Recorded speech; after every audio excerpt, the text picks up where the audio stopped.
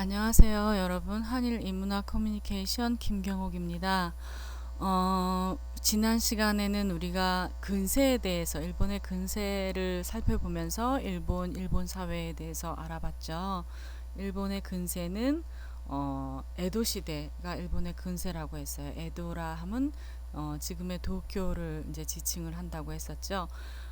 에도 시대는 1600년대부터 1868년 그 메이지 유신이 있기 바로 직전까지를 이제 그 에도 시대라고 하는데, 에도 시대의 특징은 평화와 안정의 시대라고 했어요. 왜 평화와 안정의 시대라고 했느냐면 이제 그 내전이 수습이 되고 그다음에 전쟁이 없기 때문에 당연히 이제 그 번영을 할 수가 있죠. 그래서 그 번영을 통해서 부를 축적하고 이제 경제적으로 굉장히 발전을 하고 이러면서 경제적인 발전이 초래한 거는 대중문화의 발달, 그다음에 대중교육의 발달, 이런 것들이 이제 이룩되었다고 했었어요. 그렇죠? 대중문화 가운데는 가장 대표적인 게 뭐 여러 가지가 있지만 우키요에를 아마 설명을 했을 거예요. 우키요에 같은 경우에는 세상에 떠돌아다니는 그림, 아니면 세상을 풍자한 그림, 뭐 이런 뜻을 가지고 있는데, 뭐 일본뿐만이 아니라 유럽 사회에서도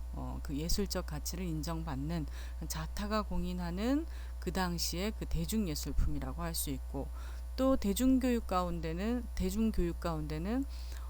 테라코야를 예를 들어서 누구나 다 90% 이상이 대중교육의 혜택을 받았다고 얘기를 했었죠.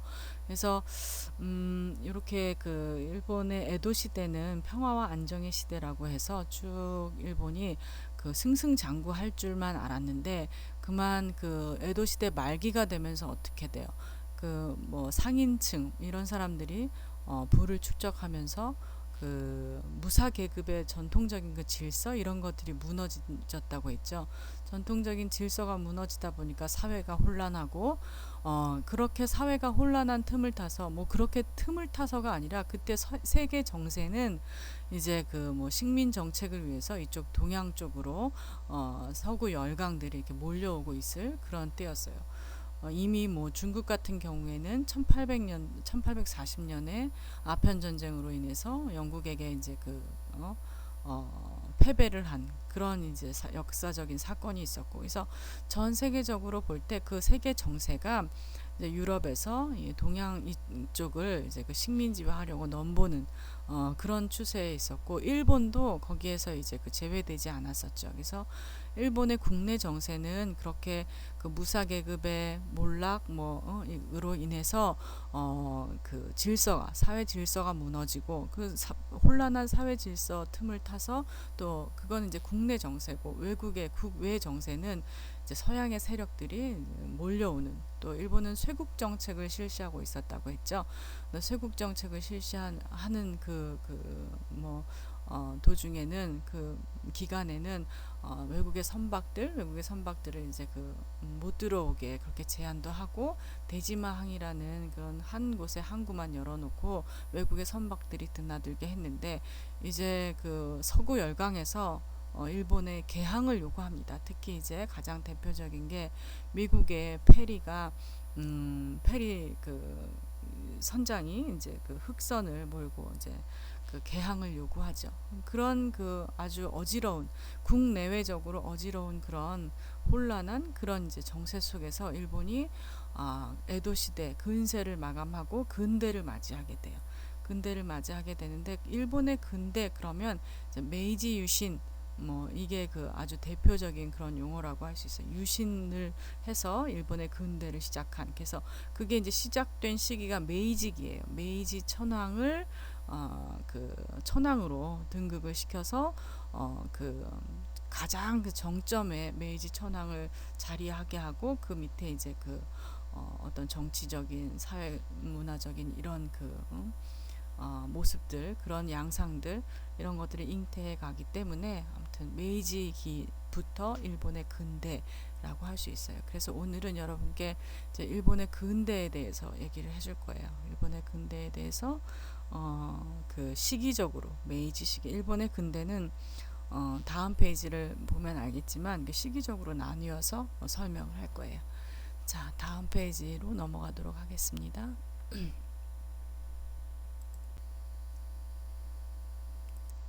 자, 목차를 보시면 메이지기, 그 다음에 다이쇼기, 그 다음에 쇼와기 이렇게 나뉘어져 있죠. 메이지기는 1868년 메이지 유신이 단행된 그 해부터 1911년까지를 메이지기라고 하고, 이제 메이지 천황이 죽고 그 다음에 다이쇼 천황이 등극을 하게 돼요. 그래서 1912년부터 1925년까지를 이제 다이쇼기라고 해요.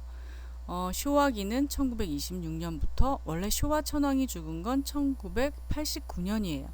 근데 이제 그 전과 전후를 나눠서 여기에서는 1945년까지, 근대는 1945년까지이고 그 이후는 1945년 이후는 이제 현대에 들어가요. 그래서 1926년부터 1945년까지를 우리가 쇼와기라고 이제 그 기간을 정해서 알아볼 텐데, 메이지, 다이쇼, 쇼와, 그 다음에 쇼와 다음에 천황 이름은 뭐죠? 일본은 이렇게 천황의 그 이름을 따서 연호를 따서 그 년을, 그 시기를 구분을 해요. 그래서 메이지기 하면 메이지 천황이 등극을 했던 시기, 그 다음에 다이쇼기 하면 다이쇼 천황이 등극을 했던 시기, 쇼와기 하면 쇼와 천황. 그 다음에 쇼와기 1989년 쇼와 천황이 죽고 난 다음에 그 이후는 뭐그 해세죠. 해세기. 그 다음에 해세기는 천황이 아직 죽지는 않았어요. 천황이 아직 죽지는 않았으나 천황이 이제 고령이 되고, 그래서 작년 재작년인가요? 우리가 그 지금 새로운 원래 해세 천황은 뒤로 물러나 있고, 그 다음에 새로운 그 아들이 천황으로 등극을 했죠. 그래서 그게 이제 레이와 천황이 된 거예요. 그래서 지금은 레이와 몇 년, 지금 레이와 2년인가요? 3년인가요? 제가 확인을 안 해봤네요.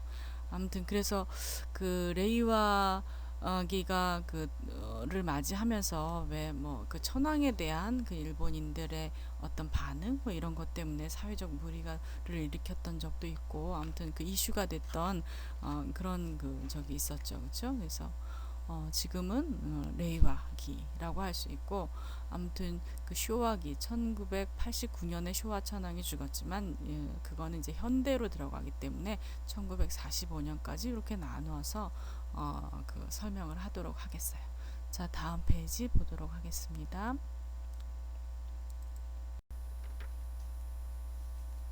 자, 메이지기는 아까 1868년부터 1911년까지를 메이지기라고 한다고 했죠. 여기 1번 외발적 근대화라고 해놨는데, 이제 메이지기의 특징을 5개를 열거를 해놨어요. 첫 번째는 외발적 근대화고, 두 번째 페이지에서는 아마 메이지 유신, 그 다음에 세 번째는 제국주의적 성향, 네 번째는 국수주의적 성향, 다섯 번째는 일본인으로서의 자각, 이렇게 해서 5개를 메이지기의 특징으로 아마 이렇게 뒷페이지들 쭉쭉 넘기면서 보면은 뒷페이지들의 그 PPT 자료에 그렇게 나와 있을 거예요. 그래서 뒷페이지에서 넘겨보면서 이제 그 책 확인을 하도록 하고, 우선 메이지기의 첫 번째 특징 외발적 근대화를 한번 봅시다.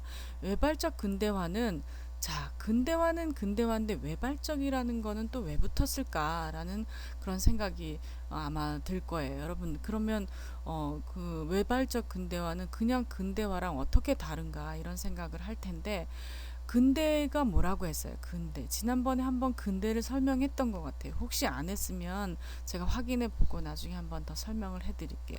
근데 근대라는 건 우리가 제가 정의를 하기에, 제가 여러 그 근대를 정의한 사람들의 그런 입장들, 그 다음에 논리들 이런 것들을 정리해서 제가 제 개인적인 그 생각으로 근대를 정의해 보자면, 근대는 뭔가 기존의 것들, 기존에 우리가 사용하던 어떤 법이나 제도나 아니면 어떤 물건이나 뭐 이런 것들이 기존의 것들이 우리에게 맞지 아니할 때, 안 맞을 때 새로운 걸 요구하게 되죠.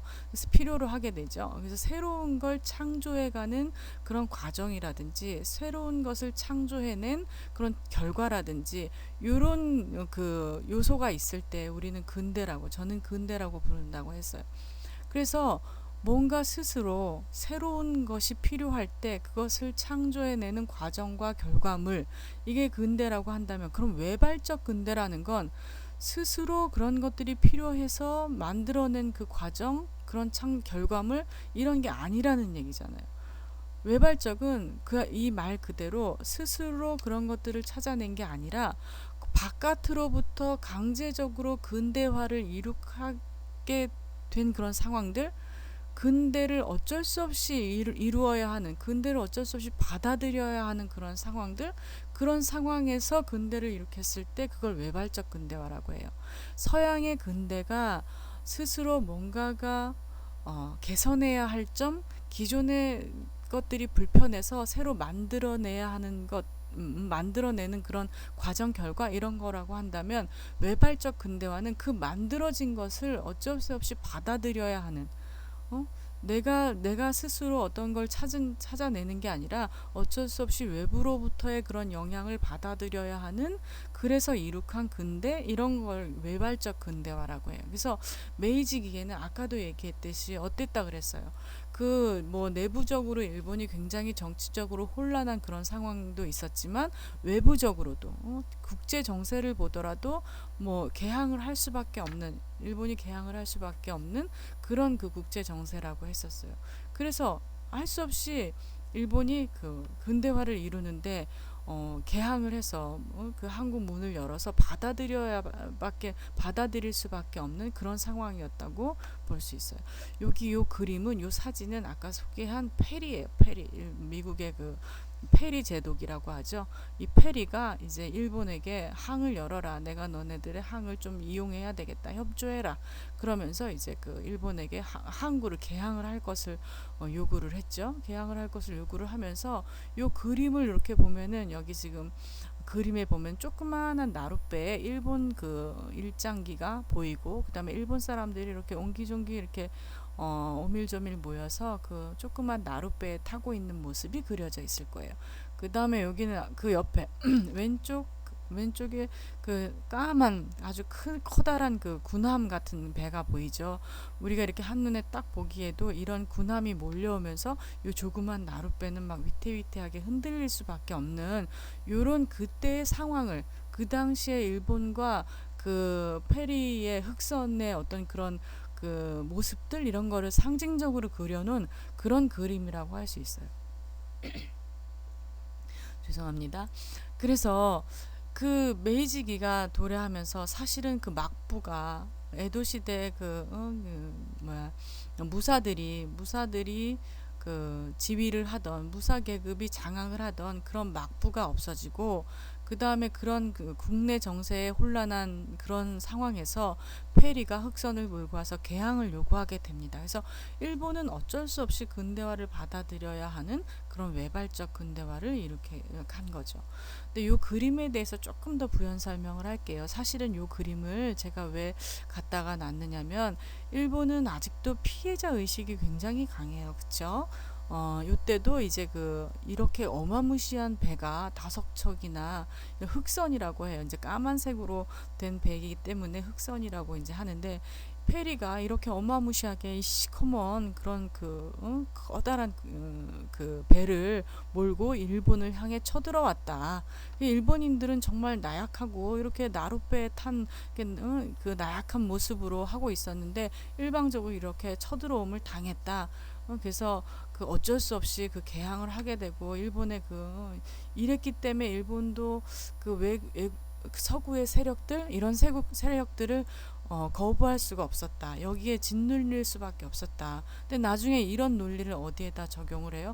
그랬기 때문에 일본이 아시아를 점령을 하지 않으면 서구 열강으로부터 계속 이렇게 공격을 받는 그런 상황이었기 때문에 라는 구실을 만들죠. 그렇죠? 그래서 이 페리 흑선은 이렇게 굉장히 어마무시하게 공격적인 모습으로 그려놨고, 이 일본인들이 타고 있는 지금 요 나룻배는 아주 연약한 그런 모습, 그런 모습으로 이렇게 묘사를 해놨어요. 근데 이 그림이 왜 문제가 되느냐면, 여러분 교과서 왜곡도 뭐 역사 교과서 왜곡이라든지 사회 교과서 왜곡이라든지 이런 일본이 교과서를 왜곡하는 거에 대한 문제 제기 이런 것들을 우리가 끊임없이 해오고 있죠.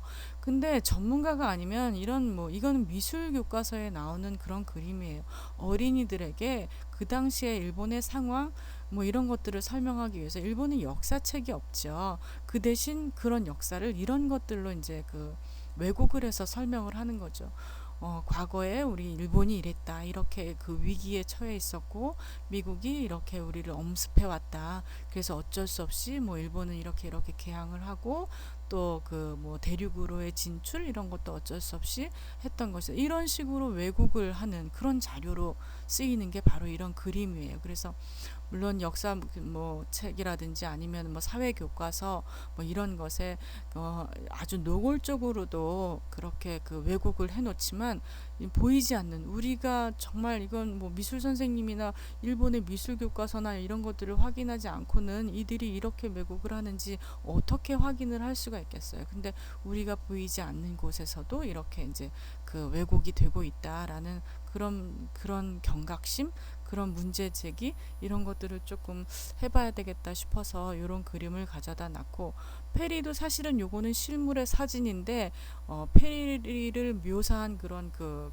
그림 스케치로 한 그림들을 보면 굉장히 막 우락부락하게 험상궂게 굉장히 공격적인 그런 모습으로 어마무시하게 그렇게 스케치를 해놓은 그런 그림을 자주 사용하고 기도 하고 그래요. 그래서 아무튼 일본의 메이지기의 특징 중에 하나가 가장 대표적인 게 외발적 근대화다라고 얘기할 수 있어요.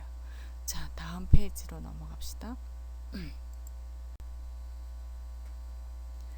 자, 메이지기의 두 번째 특징은 메이지 유신이라고 할 수 있어요. 메이지 유신은 유신을 단행한 것 중에 그 내용을 살펴보면 여기서는 대표적으로 세 가지 정도를 들고 있는데 첫 번째로 왕정복고를 들 수 있어요. 왕정복고라는 건 뭐죠?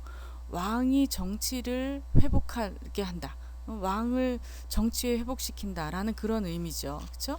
여기 밑에 보시면 여러분들 사진이 메이지 천황이에요. 그래서 메이지 천황을 중심으로 해서 어떤 새로운 정부를 수립을 하고 그래서 그 왕을 정점으로 한 그런 중앙 집권 체제를 만든다라는 의미를 가지고 있는 거죠. 그래서 과거에는 그 메이지 천황이 그 천황이 있어도 굉장히 그 뭐랄까 에도 시대까지는 실질적인 그런 정치적 권한을 가지고 있지 않은 그런 그 존재였었어요. 그렇다고 한다면 그 메이지 유신을 단행하면서 이 왕을 뒷방에 있던 왕을 다시 정치의 정점에 세우는 거죠. 정점에 세워서 천황을 중심으로 해서 그런 어떤 그 새로운 정치 체제 이런 것들을 만들어가는 걸 시작한 게 바로 이제 왕정복고고 그 메이지 유신 때 단행한 첫 번째 임무였어요. 그래서 요 메이지 천황은 그전 천황에 등극할 때까지만 해도 굉장히 그 어린 그런 천황이었죠. 거의 뭐 허수아비나 다름없는 그런 천황이었는데 에도의 끝자락에 있던 그러니까 에도 말기에 있던 그런 뭐 변방에 일본의 변방에 있던 그런 그 다이묘들이 이제 그 메이지 유신을 힘을 모아서 메이지 유신을 단행을 하면서 실질적으로 정치적 권한이 없던 그런 메이지 천황을 가장 그 정치의 중심에 세워놓고 자기네들의 정치력을 발휘해 나가려고 꾀한 게 바로 메이지 유신이라고 할 수 있어요. 자, 그 다음에 어떤 게 메이지 유신으로 단행이 됐는지 그 내용을 또 살펴보면 다음 페이지를 한번 보도록 하겠습니다. 자, 메이지 유신으로 단행했던 두 번째 그 내용 중에 판적 봉환을 들 수 있어요. 판적 봉환이라는 건 각 번의 다이묘들이 있었다고 했죠. 그렇죠? 각 지방에 있는 번의 다이묘들이 있었는데 이 다이묘들에게는 영지, 영민, 다이묘들이 다스리던 토지와 그 다음에 백성들이 있었어요. 그래서 그 다이묘들이 천황에게 그 영지와 영민, 그 토지와 백성들을 다시 돌려주는 것, 판적을 반환하는 것, 이게 바로 이제 판적봉환이에요. 그래서 뭐죠? 각 지방에서 그 번주들이나 그 다이묘들이 가지고 있던 그런 그 자기 사유 재산들 뭐 이런 것들을 벌써 그 토지와 백성들을 천황에게 다시 돌려주는 것, 천황에게 반환하는 것, 이런 거는 이제 그 지위 체계를 그들이 가지고 있지 않겠다는 얘기예요. 그렇죠? 그들에게 주지 않겠다는 얘기예요. 그래서 판적봉환, 이거는 이제 다이묘들이 천황에게 자기가 가지고 있던 자기의 딸린 그런 토지와 백성들 이런 것들을 다 그 국가에 반납을 하는 거죠. 반환을 하는 거죠. 이런 걸 이제 시행을 하고, 그 다음에 폐번치현은 지난번에도 한번 이 얘기를 했던 것 같은데, 번을 없애고 현을 둔다. 이게 이제 폐번치현이죠. 그래서 과거에는 우리가 번으로 각 지방에 무슨 번 이렇게 번으로 행정구역이 나뉘어져 있었다고 한다면, 이제 메이지기부터 현을 두는 거죠. 그래서 지금의 현, 사이타마 현, 그 다음에 무슨 치바 현, 이런 것처럼 그 현으로 행정구역을 나누게 된 거는 바로 이제 이 메이지기에 번을 없애고 행정구역을 현으로 구분을 하게 그렇게 만든 거죠. 그래서 판적봉환, 폐번치현, 메이지 유신을 단행을 하면서 아까도 얘기했지만 왕정복고, 그다음에 판적봉환, 폐번치현, 이런 게 이제 메이지 유신의 내용이라고 할 수 있어요. 자, 그 다음에 다음으로 넘어가도록 하겠습니다. 자, 메이지기의 세 번째 특징, 제국주의적 성향을 들 수 있어요. 메이지기의 첫 번째 특징은 외발적 근대화, 두 번째 특징은 메이지 유신, 그 다음에 세 번째 특징은 이제 제국주의적 성향이라고 할 수 있는데, 제국주의라는 얘기가 무슨 얘기예요? 제국주의라는 말을 그 사전에서 찾아보면, 강력한 군사력을 토대로 정치, 경제, 군사적 지배권을 다른 민족이나 국가로 확장시키려는 패권주의 정책을 말한다라고 되어 있어요. 그러니까 이런 제국주의적인 성향을 나타내는 게 바로 메이지기가 보여준 그런 특징이라고 할 수 있는데, 그러면 왜 제국주의적 성향을 보인다라고 얘기할 수 있느냐면, 바로 이 두 가지, 정한론이나 타라론, 그 다음에 그 밑에 보면 청일전쟁, 러일전쟁, 이런 것과 조선 식민지화, 이런 거를 보면은 일본이 얼마만큼 제국주의적 성향을 보이는지 알 수 있다라는 거예요. 정한론은 뭐예요? 정한론은 한반도를 정복하자, 이게 정한론이죠. 정한론을 주장한 사람은 여기 그림에도 나와 있듯이 사이고 다카모리라는 사람이에요. 사이고 다카모리. 사이고 다카모리는 저기 지금 그 가고시마, 여러분들 일본이 이렇게 활처럼 길게 돼 있으면 일본의 아래쪽에, 가장 아래쪽에 여러분들 한번 가고시마 찾아보세요.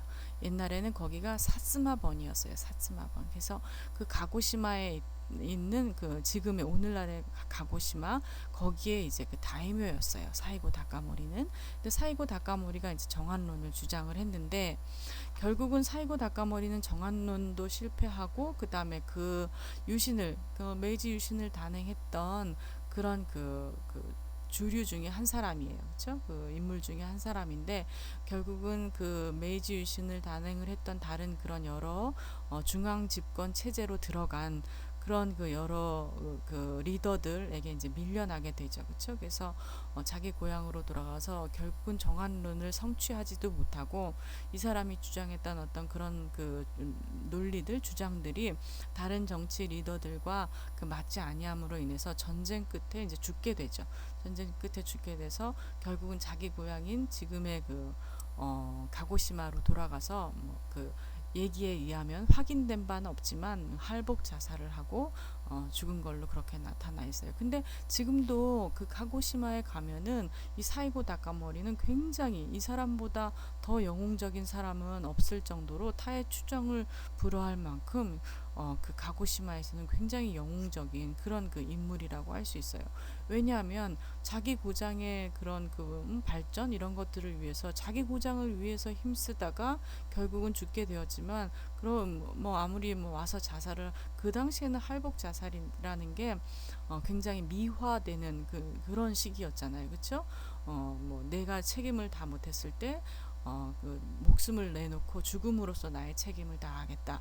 그런 식으로 이제 자기 고향에 돌아와서 죽은 사람인데 어쨌든 간에 후세까지도 이 사람이 자기 그 지역을 위해서 얼마나 몸바쳐 헌신했는지 그런 그 위상을 기리기 위해서 아직도 가고시마에 가면 이 사이고 다카모리가 굉장히 영웅화되어서 뭐 곳곳에 사이고 다카모리의 동상이 있다든지 아니면은 심지어는 그들이 파는 그런 그 오미야게라고 하는 건 조그만 이제 그 선물을 뜻해요. 그러니까 그 조그만 그 특산품, 그 지역의 특산품을 뜻하는데 그런 오미야게도 사이고 다카모리의 얼굴로 되어 있다든지 뭐 예를 들어 캔디라든지 빵이라든지 이런 게 사이고 다카모리 얼굴로 되어 있다든지 굉장히 그 귀여운 지금 이 사진은 그렇게 귀여운 얼굴은 아닌 것 같은데 지금 그런 캐릭터는 굉장히 귀여운 캐릭터로 누구에게나 이렇게 친근감이 갈 수 있는 그런 캐릭터로 묘사가 돼 있어요. 그래서 이 정한론이 물론 사이고 다카모리가 주장을 할 때는 근데 1890년대 요때였기 때문에 이제 실패로 돌아갔지만 어쨌든 그 뭐 나중에는 이제 어쨌든 조선을 식민지화했죠. 그렇죠? 한반도를 정복했죠. 그 뭐 사이고 다카모리가 주장을 할 때는 아니지만 근데 결과적으로는 뭐 그렇게 성공을 했지만 아무튼 사이고 다카모리가 최초로 정한론을 주장을 했었고 그 다음에 그 옆에 보면 후쿠자와 유키치가 나와요. 이 사람은 이제 타라론을 주장을 한 사람이에요. 타라론을 주장한 사람. 근데 왜 타라론이 제국주의와 그 연관성이 있느냐 이렇게 의문을 가질 수가 있어요. 근데 그 후쿠자와 유키치는 여러분들 그 뭐 누군지 많이 아는 사람이 있을 거예요. 왜냐하면 우리나라의 세종대왕만큼이나 이 사람이 유명한 사람이에요. 왜 세종대왕의 비유를 하냐면 우리나라 10,000원짜리 지폐에 세종대왕이 나와 있죠. 후쿠자와 유키치도 일본의 10,000엔짜리 지폐에 나와 있는 그런 인물이에요.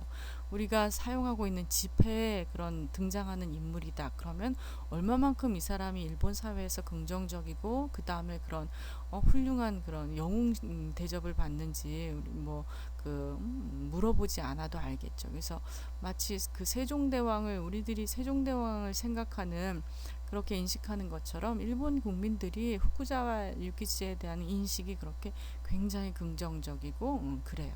그래서 지금까지도 10,000엔짜리 지폐에 이제 그 후쿠자와 유키치가 나와 있는데 왜 그럼 이 사람이 이렇게 긍정적인 그런 이미지를 갖게 되었느냐? 이 사람은 정치가는 아니에요. 직접적으로 정치 일선에서 정치를 해본 적은 없지만 뭐 그 교육 계몽가이고 그래요. 미안합니다. 잠깐만 쉴게요.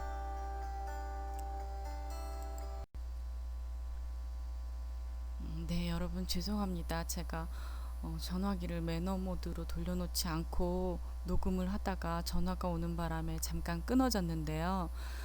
계속해서 전 페이지에 이어서 얘기를 하자면 우리 후쿠자와 유키치에 대해서 얘기를 하다가 끊어졌죠. 후쿠자와 유키치는 교육자예요. 교육자이고 또 계몽가예요. 한 번도 정치 일선에서 직접 정치를 해본 적이 없지만 이 사람의 어떤 그런 그 사상 이런 그 이 사람의 논리 이런 걸 정치가들이 굉장히 많이 의존을 하면서 정치에 영향을 엄청 많이 줬었죠. 그래서 직접적으로 정치를 하지는 않았지만 정치에 영향을 많이 준 그런 인물이고 여러분들 후쿠자와 유키치가 10,000엔짜리에 나와 있어서 알고 있는 그런 이유도 있지만 아마 일본의 게이오 대학을 아는 사람은 후쿠자와 유키치를 좀 알 거예요. 왜냐하면 게이오 대학을 그 만든 창시자가 바로 이제 그 후쿠자와 유키치죠. 그래서 뭐 일본의 양대 사립대학이다 그러면 게이오 대학도 와세다 대학이 있죠. 그래서 그 양대 사립대학이라고 할 수 있는 그런 아주 유명한 대학을 만든 그런 그 창시자이기 때문에 또 아주 우리들에게 잘 알려져 있는 그런 인물이라고 할 수 있어요. 근데 이 사람이 주장한 타라론이 뭐가 문제냐라고 한다면 이 타라론은 말 그대로 해석을 해보면 아시아를 벗어나자 이런 논리예요. 아시아를 벗어나자. 그럼 아시아를 왜 벗어나느냐? 아시아는 그 당시에 어땠어요?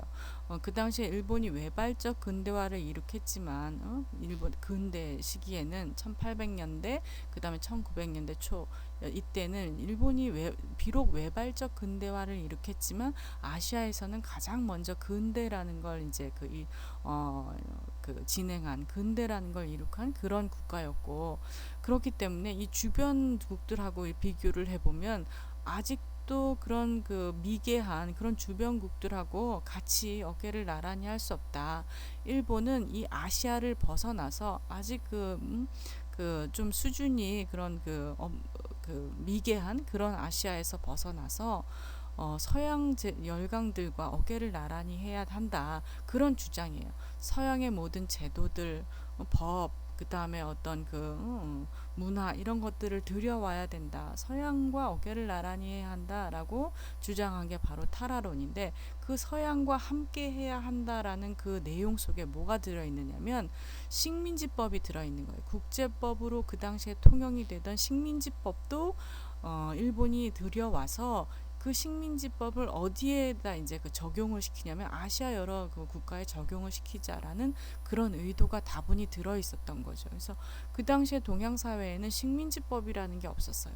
이제 있었다고 한다면 조공관계인 거죠. 조공관계. 엄연히 식민지법과 조공관계는 달라요. 그렇죠? 여러분들 이거는 이제 어떻게 다른지 그 깊이로 또 들어가면 깊이 있게 설명을 하자면 굉장히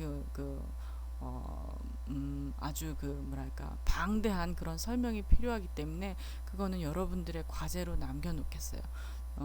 서양의 식민지법과 우리 그 당시에 동양에서 가지고 있던 조공 관계 뭐 이런 것들이 어떻게 차이가 나는지 한번 찾아보도록 하세요. 거기에 대해서 또 찾아보다가 의문이 나면 저한테 이제 질문을 해도 좋아요. 그래서 그런 강제성이라든지 이런 것들이 이제 아주 다분히 조공의 관계보다는 훨씬 더 이제 농후한 그런 서양의 식민지법을 동양에 적용시키기 위해서 후쿠자와 유키치는 그 국제법인 식민지법을 가지고 오자. 그게 이제 타라론이라는 그런 논리에 다 이제 들어 있는 거죠.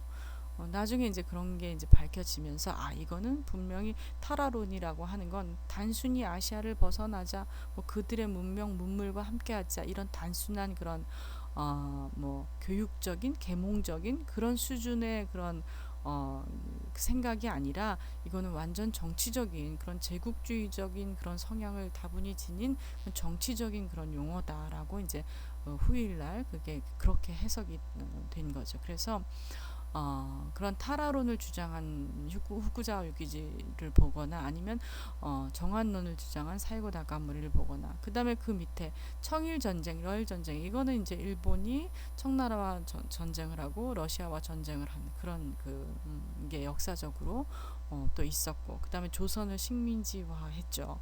이런 여러 가지 성향들로 볼 때 이런 환경들로 볼 때 일본은 그 당시에 다분히 제국주의적인 성향을 가지고 있었다라고 얘기할 수 있는 거예요. 그래서 메이지기의 특징 가운데 또 세 번째 특징이 이런 제국주의적 성향이다라고 얘기할 수 있는 거죠. 자, 다음 페이지로 넘어가 봅시다. 자, 그 다음에 메이지기의 네 번째 특징이라고 할 수 있는 건 국수주의적 성향을 보인다라는 걸 들 수 있어요. 여기서 우리가 국수주의라는 것도 한번 사전을 찾아보면 이렇게 설명이 되어 있어요.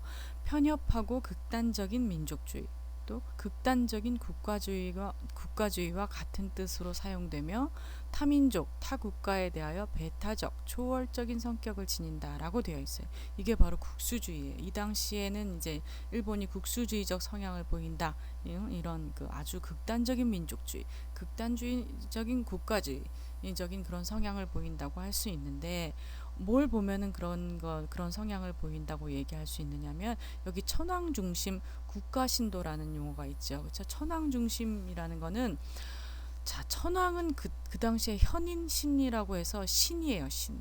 인간의 모습을 한 신, 현인 신이라고 한 건 인간의 모습으로 나타난 신이란 뜻이죠. 그래서 천황이 인간이 아니에요. 신이에요. 그래서 이런 그 밑에 있는 이제 국가 신도라는 그 용어가 그 용어의 의미가 이제 우리가 이해를 할 수 있는데 국가 신도라고 하는 건 이 천황이 모든 신들의 가장 우두머리인 신이에요. 가장 정점에 있는 신이에요. 그 당시에 일본은 신도를 믿었었죠. 지금도 일본은 신도를 믿어요. 그렇죠? 일본의 종교 가운데 신도가 차지하고 있는 영역이 굉장히 넓고 광범위하고 굉장히 뭐랄까 깊다고 할 수 있어요.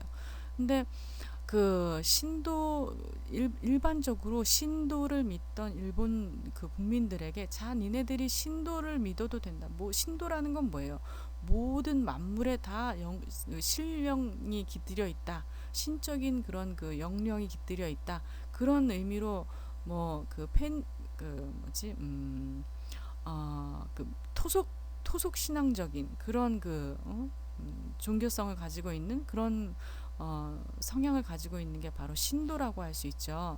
그 애니미즘적 종교관 뭐 얘기 들어봤죠. 애니미즘적 종교관. 우리가 옛날에 왜 막 그 달님한테 물 떠놓고 빌고 나무에게 빌고 하듯이 모든 그 천지 만물에는 다 그 신적인 그런 영령이 들어있다라고 해서 그렇게 그 토속 신앙을 가지고 있었던 그런 시기도 있었죠. 그런 것처럼 일본인들에게 그 신도라는 건 모든 그 만물에는 다 그 영적인 그 힘이 들어있고 있다라는 거를 이제 일본인들이 믿고 있었는데, 그래 그 모든 만물의 신도 모든 신을 다 대표하는 그 모든 신들의 가장 우두머리에 있는 신이 바로 천황이다. 그래서 국가 신도라는 말이 이제 생긴 거예요. 모든 신들의 그 가장 정점 위에 천황을 올려놓고 천황을 믿게 하는, 천황을 신으로 신격화하게 하는 그런 신도가 바로 이제 국가 신도라고 할 수 있어요. 그거는 이제 우리가 천황을 인간으로서가 아니라 신으로서 존재하게 했기 때문에 있을 수 있는 그런 그 인식이고 현상이고 할 수 있는 거죠. 인식이고 현상이라고 할 수 있는 거죠. 일본인들은 그 당시에 천황을 인간이라고 생각하지 않았어요. 신이라고 생각했어요. 그래서 이런 국가 신도나 뭐 천황 중심 현인 신으로서 그 나타난 현인 신으로 존재하는 천황의 모습 뭐 이런 것들 를 천황의 존재 이런 것들을 보더라도 국수주의적인 성향을 가지고 있다라고 할 수 있고, 그 다음에 다섯 번째 메이지기의 특징으로는 일본인으로서의 자각을 들 수 있는데, 그러면 일본인으로 뭐 그 당시에 사람들은 그 전에는 일본인이 아니었다고 생각했나? 라고 생각할 수 있죠. 근데 그 전에는 요 메이지기의 중반 이후부터 일본인은 이제 나는 일본 사람이라고 그 인식을 했던 거지, 그 전까지만 해도 나는 어느 번에 어느 다이묘의 식솔 뭐 어느 번주의 식솔 이렇게 자기를 인식을 하고 있었대요. 그래서 자기는 어느 그 번의 한 구성원이고 어느 집의 한 그러니까 이해라고 하죠. 이해라는 건 그냥 그 우리가 그냥 뭐 일반적으로 생각하는 그런 집이 아니라 무가 사회의 그 중심이 되는 무사를 중심으로 한 그런 한 집단을 뜻하는 거예요. 그게 이제 바로 이해. 뭐 집가자를 써서 이해라고 할 수 있는데, 그 무가 사회의 무가 집단의 한 일원 뭐 이렇게만 자기가 이제 자기 정체성을 인식을 하고 있었는데, 요 당시는 이제 나는 이제 일본인이라는 그런 그 자각을 하게 됨으로써 그 일본인으로서의 정체성이 분명해지는 그런 시기가 바로 메이지기라고 할 수 있어요. 그래서 메이지기의 특징은 여기서 이제 5가지를 얘기했는데, 반복적으로 얘기를 하면 아까 첫 번째가 뭐라 그랬죠? 외발적 근대화. 그 다음에 두 번째가 메이지 유신. 그 다음에 세 번째가 제국주의적 성향. 네 번째가 국수주의적 성향. 다섯 번째가 일본인으로서의 자각. 이런 걸 들 수가 있겠어요. 자, 그 다음에 우리 다이쇼기로 넘어갑시다.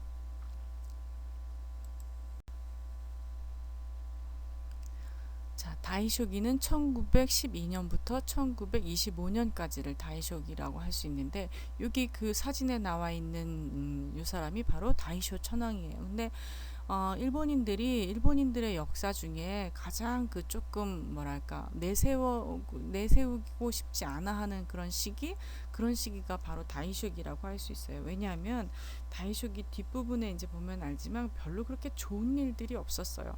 관동 대지진이나 아니면은 뭐 그런 민중운동이나 이런 것들, 사회가 굉장히 혼란스럽고 했던 시기가 다이쇼기이기 때문에, 다이쇼기 하면 사람들이 왜 이렇게 자랑스럽거나 그 시기엔 뭐 이런 일이 있었지 하고 이제 그 빛나는 어떤 그런 그 역사적인 그런 일이 있었거나 이런 시기가 아니기 때문에, 일본인들이 가장 조금 뭐랄까 자신이 없어 하고 내세우지 않아 하고 싶어 하는 그런 시기가 다이쇼기라고 하더라고요. 그래서 이 다이쇼기를 한번 살펴보면 다음 페이지로 넘어가겠습니다. 자, 다이쇼기의 이 특징도 우리가 세 가지로 이렇게 그 구분을 해서 알아볼 수 있는데, 첫 번째는 민중운동의 시초기가 바로 다이쇼기의 특징이라고 할 수 있어요. 우리가 그 민중운동을 이 당시의 민중운동을 다이쇼 데모크라시라고 얘기를 할 정도로 그 민중운동이 처음 시작된 시기라고 할 수 있는데, 그렇다고 일본이 사실은 뭐 그 이전에는 민중운동이 없었느냐, 그건 아니에요. 우리나라하고 비교를 해볼 때, 한국의 역사하고 비교해 볼 때 일본의 민중운동이 사실상 뭐 있기라든지 농민운동이 없었던 건 아닌데, 한국의 그런 민중운동과 비교해 볼 때 굉장히 미약하죠. 그래서 일본인들은 체제 수능형 일본인이라는 얘기 들어봤나요? 어떤 하나의 체제가 완성되기까지는 굉장히 많은 회의를 거치고 고민을 하고 고심을 해서 하지만, 그 하나의 체제가 완성이 되면 그 체제에 거의 대부분 순응해 가는 그런 그 일본 사람들이기 때문에 민중운동이 그렇게 크게 일어나지 않아요. 때까지는 그 역사적으로 볼 때. 근데 이 다이쇼기에는 그래도 가장 크게 이렇다 할 만한 민중운동이 굉장히 그 크게 일어났었고, 이제 그런 게 다이쇼기의 특징이라고 할 수 있어요. 근데 그 민중운동이 왜 일어났느냐, 그럼 뭐 그 밑에 보면은 이제 그 제1차 세계대전으로 인한 특수를 이제 얻었다고 했죠. 이게 이제 1차 특수라고 할 수 있는데, 1차 특수라고 하는 게 뭐예요? 특수라고 하면 특별한 수익을 얘기하는 거예요. 그렇죠? 특별한 수익이 났을 때를 특수라고 하는데, 1차 특수라고 하면 2차, 3차도 있겠지만 아무튼 2차까지 있어요. 2차는 나중에 설명이 되겠지만 2차는 한국전쟁 때가 2차 특수예요. 근데 이때는 이제 세계대전이라고 하면 1차 세계대전이 있었죠. 1차 세계대전이 있은 게 1914년인가요? 16년인가요? 14년일 거예요, 아마. 그쵸? 1차 세계대전이 있었는데, 그 2차 세계대전 때 일본이 그 1914년 이전에 뭘 했다 그랬어요. 막 이제 그 메이지 유신을 단행하고 일본이 서양 세계를 배워요. 서양 세계를 배우러 해외 순찰단이 이제 떠납니다. 그래서 한 1년 동안 해외 순찰단이 도대체 서구 열강들은 어떻게 하고 살길래 저렇게 막강한 힘들을 가지고 있나, 도대체 뭘 하면서 사나, 이제 그런 공격으로부터의 방어, 이런 것들을 이제 하기 위해서 서양의 세계를 이제 배우러 떠납니다. 서양 세계에서 이제 기술력이라든지 제도라든지 이런 것들을 많이 배워와요. 근데 그런 걸 배워와서 아주 첫 번째로 제대로 써먹은 게 바로 군수물, 이게 그 공업 측면에서의 그런 그 인플라예요. 그래서 공업적인 그 기술적인 면을 많이 독일이라든지 서구 열강에서 이제 기술을 많이 도입을 해오죠. 그래서 그런 기술적인 면들을 이제 일본에서 활용을 하려고 막 준비를 할 때 그만 그 1차 세계대전이 터져주는 거예요. 그래서 1차 세계대전에는 독일이나 뭐 이런 나라로부터 들여온 그런 기술력들을, 군수 물자를 만들어내는 그런 기술력들을 발휘를 해서 어마어마하게 수출을 하게 되는 거죠. 그래서 그런 수출로 인해서 특수한 수익을 얻게 되는 거예요. 그게 1차 세계대전에서 온 그 1차 특수라고 할 수 있어요. 그때 막 그 당시에 정말 너무 놀라운 게 뭐, 그, 그 군사 물품 중에 그냥 그 허접한 그런 물품들이 아니라 뭐 군함이라든지 아니면은 그 군수용 그 전투기라고 얘기하나요? 그 전투기라든지 이런 것들을 생산해내는, 이미 벌써 그런 기술력들을 갖추고 그런 것들을 생산해서 수출을 해서 거기에서 이제 특수를 얻은 거죠. 그렇죠? 그래서 1차 특수를 얻게 되다 보니까 사실은 굉장히 그 일본이 경제적인 수준이 쑥 올라가긴 했는데, 국내적으로는 어떤 문제가 발생을 하느냐면 빈부 격차가 생기게 된 거예요.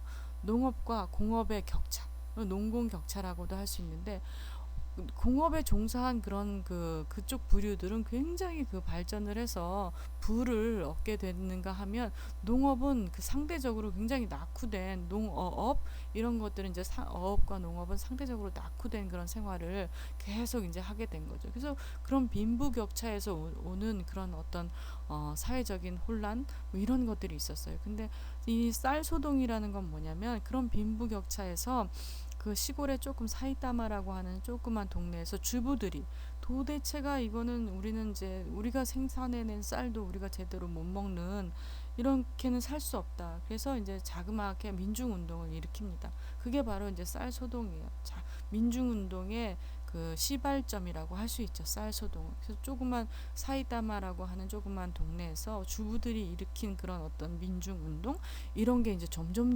민중운동이 번져가면서 나중에는 뭐 자유민권운동가들 이런 정치적인 그 핵심 멤버들에게까지 큰 영향을 미치는 그런 민중운동으로 변해가게 돼요. 이렇게 발전을 해가게 돼요. 그래서 역사상 유례 없는 그런 큰 민중운동으로 그게 이제 굴러가다 보니까 일본 정부는 얼마나 그 위협감을 많이 느끼겠어요.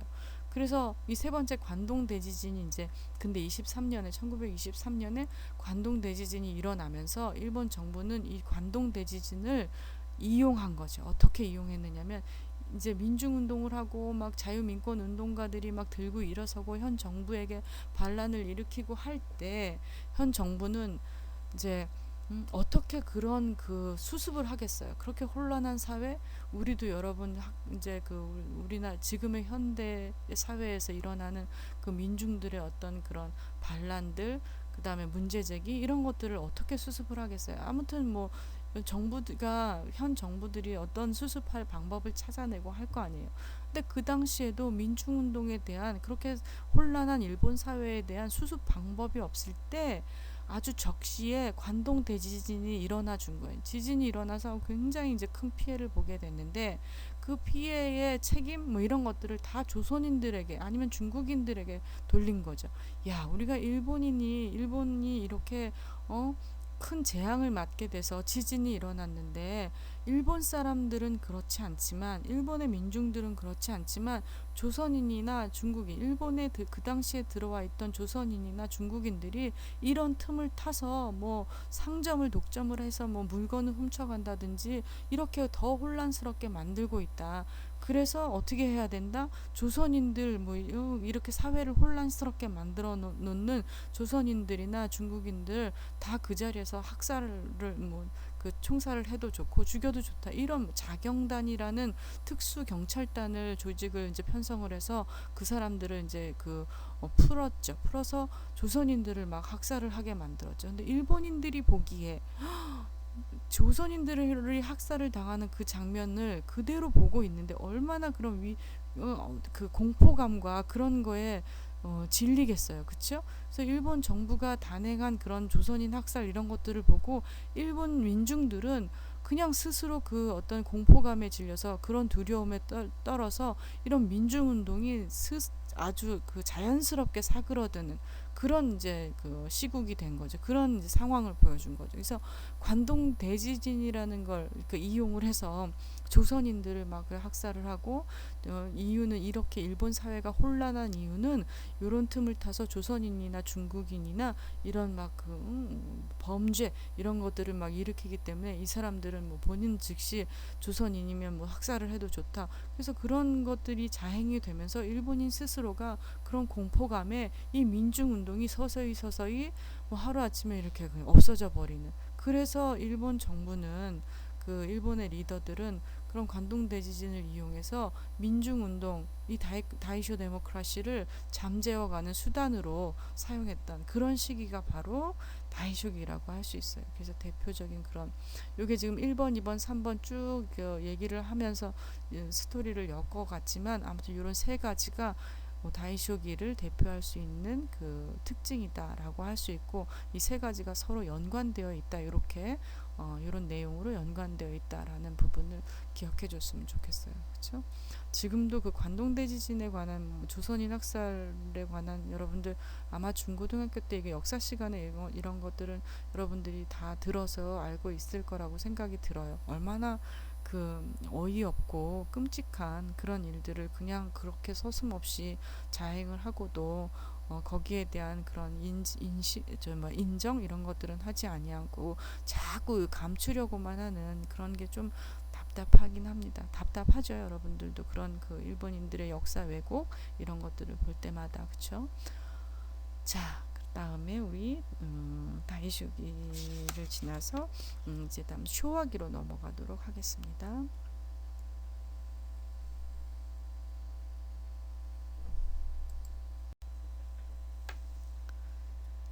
쇼와기는 1926년부터 1989년까지를 쇼와 천황이 등극을 했던 그런 천황으로 있었던 시기예요. 이 사진에 보이는 사람이 바로 쇼와 천황이고 그 뒤에 지금 그 세 사람이 나오죠. 세 사람이 나오는 왼쪽 편의 사진을 보면 이 쇼와 천황이 아주 그 나이가 많이 들었을 때의 모습이고, 그 뒤에 나와 있는 천황이 해세 천황이에요. 해세기의 천황이었고, 지금 아직은 생존해 있지만 자기의 천황 자리를 물려주고, 지금은 레이와 천황이 그 해세 천황의 아들인 레이와가 이제 천황 자리에 재임을 해 있죠. 그래서 지금 이 쇼와 천황은 현재 천황의 할아버지예요. 할아버지. 그래서 이 쇼와 천황에 대해서 이 사람이 여기서는 이제 1945년 패전을 하기까지 그 일본의 쇼와 천황에 대해서, 그 다음에 그 쇼와기에 대해서 얘기를 할 텐데, 개인적으로 제가 생각하는 이 쇼와 천황은 글쎄 행복했던 천황인지 아니면은 정말 불행한 그런 천황인지 잘 판단이 안 서는 게, 이 쇼와 천황은 쇼와기가 1926년이라 하면 어때요?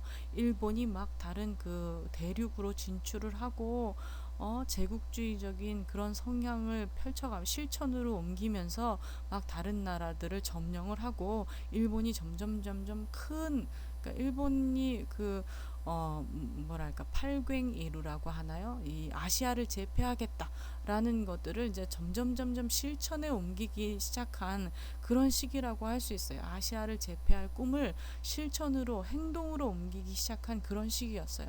그런 시기에서 일본이 점점 어떻게 해요? 정말 실천으로 옮겨서 일본이 굉장히 팽배해지죠. 그렇죠? 아시아를 막 조선도 그렇고 식민 통치를 하면서 부강한 그런 그런 그 강한 국가로 이제 우뚝 서게 됩니다. 그렇죠?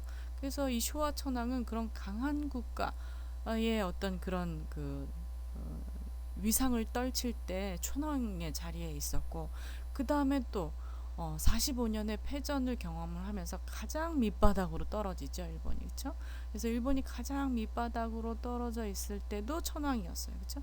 그래서 이 사람은 자기가 인간 선언을 한 사람이에요. 인간 선언. 나중에 인간 선언에 대해서도 또 자세히 얘기를 하겠지만, 나는 신이 아니고 인간이다. 그러면서 이제 사람들의 모습, 자기의 모습을 사람들 앞에, 그러니까 일반 백성들 앞에 나타내 보이는 그런 그 행위를 한 사람이죠. 근데 그런 행위가 그게 보통의 그냥 우리 단순하게 생각하는 그런 행위가 아니라, 어느 날 신에서 인간으로 내려오는 그런 자기의 초라한 모습을 다 사람들에게 민낯을 드러내는 그런 경험도 했었고, 그 다음에 얘기했듯이 메가더 장군에게 자기의 어떤 존치 이런 것들을 염려하면서 아주 그런 굴욕적인 정치 외교 이런 걸 담당했던 그런 그 시기에 있었던 사람도 이게 쇼와 천황이에요. 그래서 아주 일본이 잘 나가던 제국주의적인 성향을 실천에 옮기면서 잘 나가던, 그러니까 일본 스스로가 잘 나간다고 했던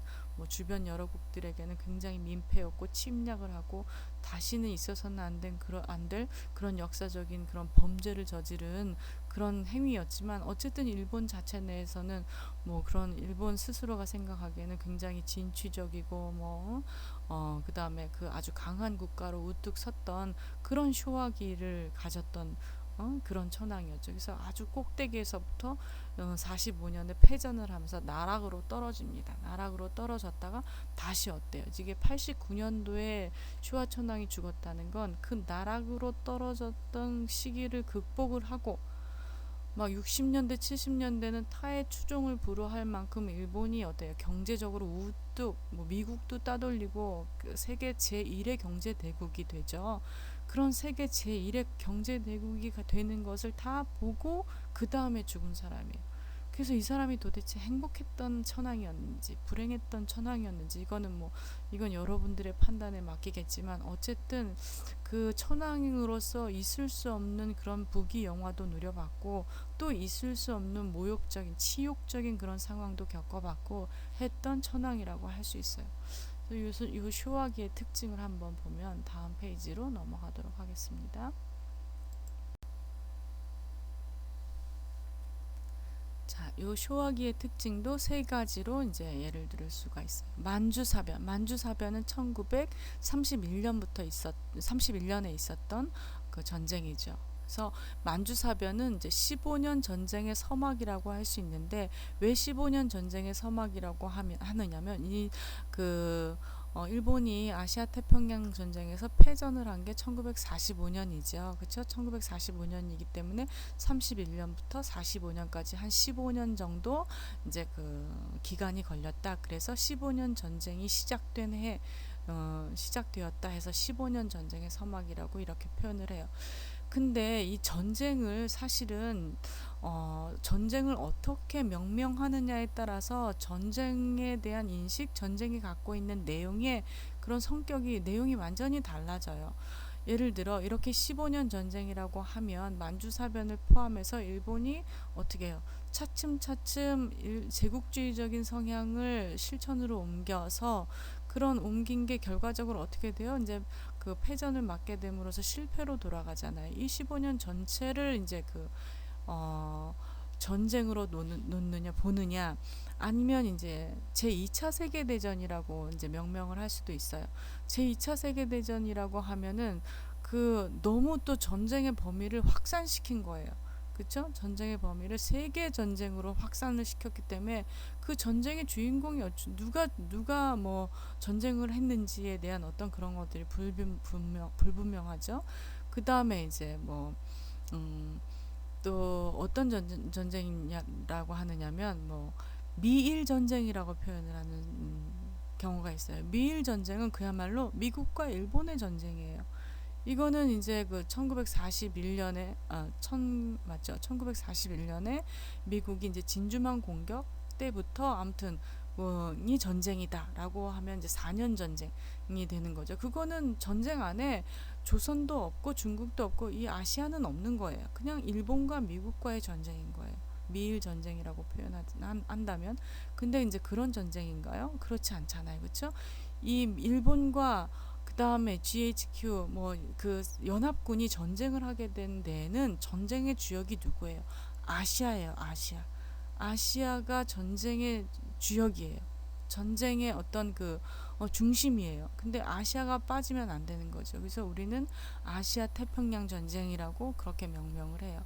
그래서 전쟁을 어떻게 명명하느냐에 따라서 전쟁의 성향이 달라지고 전쟁의 내용이 달라지는 거예요. 그래서 우리는 아시아 태평양 전쟁, 또 일본이 이렇게 15년에 1931년부터 그 제국주의적 성향을 실천으로 옮겼기 때문에, 행동으로 나타냈기 때문에 15년 전쟁이라고 부르지만, 또 이제 우리가 한국인으로서 오늘날 우리가 역사를 돌아볼 때 우리에게 적합한 그런 전쟁의 이름은 아시아 태평양 전쟁이다. 여기에는 일본과 주로 이제 미국과 일본이 싸운 전쟁이긴 하지만, 그 전쟁의 발단은 어떻게 일본이 아시아를 제패를 그렇게 식민 통치함으로 인해서 거기에서 오는 어떤 그 반발이라든지, 만약에 그냥 이런 미일 전쟁이라고 한다면 그 전쟁 안에 있었던 조선은 어떻게 되느냐? 조선의 항일 투쟁이라든지 항일 운동이라든지 이런 것들은 하나도 드러나지 않는 거예요.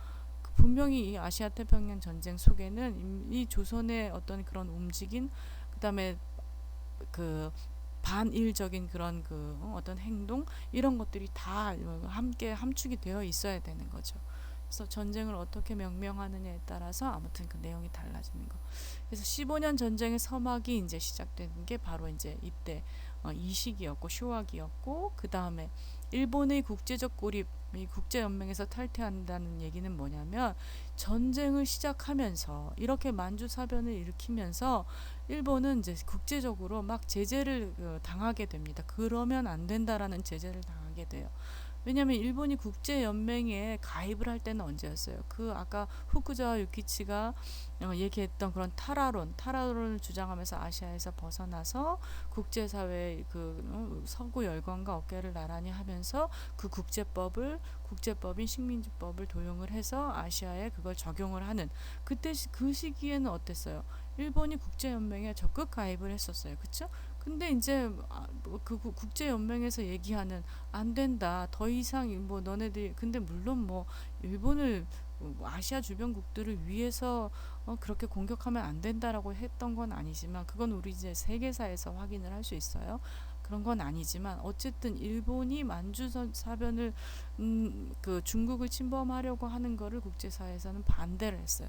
그러다 보니까 어떻게 반대를 무릅쓰고 국제연맹에서 탈퇴를 해가면서까지 자기들의 그런 제국주의적인 성향 이런 것들을 이제 행동으로 옮겨간 거죠. 그래서 국제사회에서 이제 고립을 당하게 되는 거예요. 국제연맹에서 그 탈퇴를 하면서 말을 안 듣는 거죠. 국제연맹의 말을 안 듣고 탈퇴를 하면서까지도 그 전쟁을 일으켰던 거죠. 침략 전쟁을.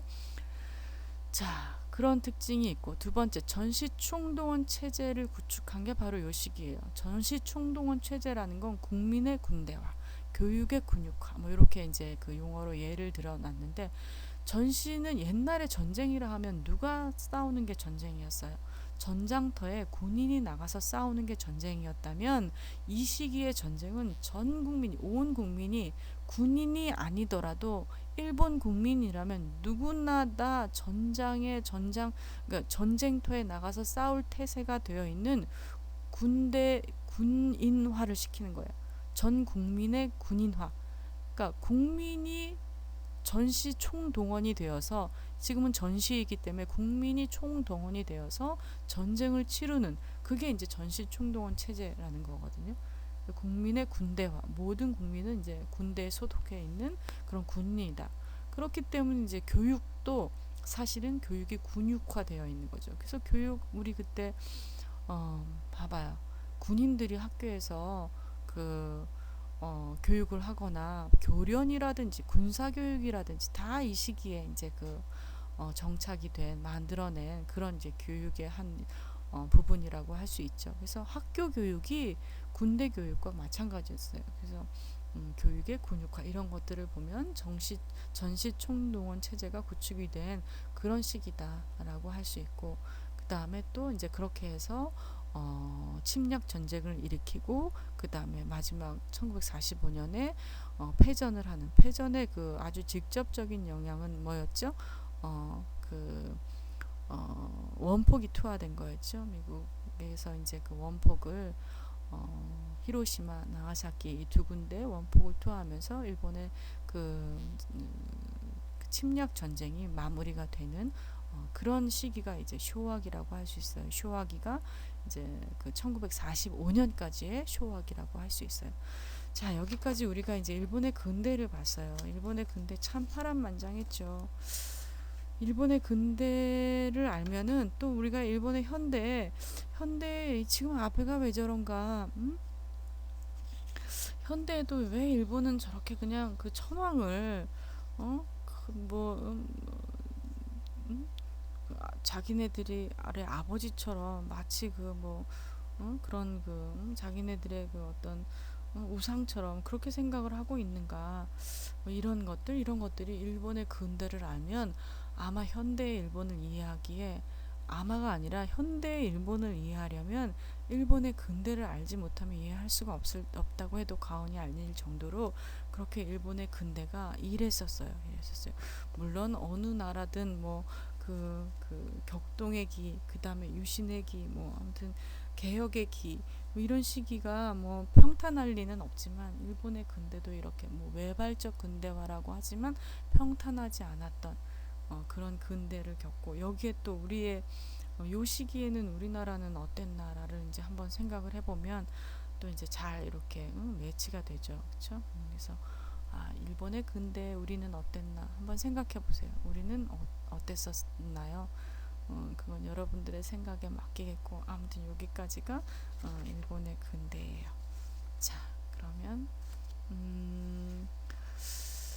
네, 그 마지막 페이지이기는 한데, 여기 지금 시간을 한번 체크를 해보고 우리 질문에 대해서 조금 얘기를 할 수 있으면 하고, 시간이 다 되었으면 다음 주부터 여러분들의 질문에 대해서 대답을 해주도록 하겠어요. 오늘 제가 여러분들의 질문을 이렇게 쭉 검토를 해봤어요. 지금 아직까지 제가 확인한 거는 26명, 26명이 질문을 올려줬어요. 그래서 이 26명에 대한 질문을 쭉 다 체크를 해봤는데 그래서 약간 중복되는 질문도 있어요.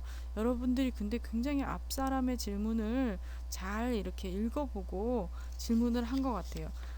앞 사람의 질문을 읽어보지 않으면 그냥 이렇게 비슷비슷한 그런 질문들을 많이 했을 텐데 질문들을 쭉 보니까는 되도록이면 비슷한 대답이 나올 수 있는 그런 질문들은 몇 개 있어요. 근데 되도록이면 다른 방향으로 좀 다른 질문을 해보자라는 그런 노력이 역력히 보여요.